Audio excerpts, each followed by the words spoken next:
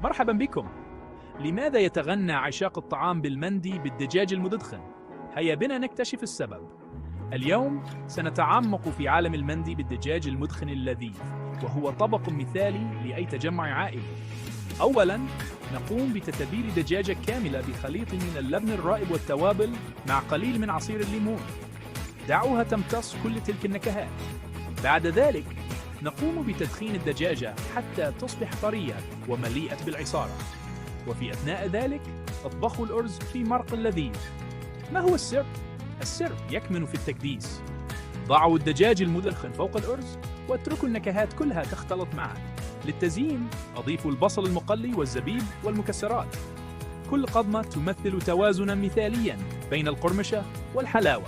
قدموه مع صلصة اللبن الرائب المنعشة وبعض السلطات العربية المقرمشة. وها قد حصلتم عليه طبق سهل التحضير ولكنه رائع للغاية. براعم ذوق عائلتكم ستنعم بمذاق شهي. هل أنتم مستعدون لتجربته؟ طبخاً سعيداً.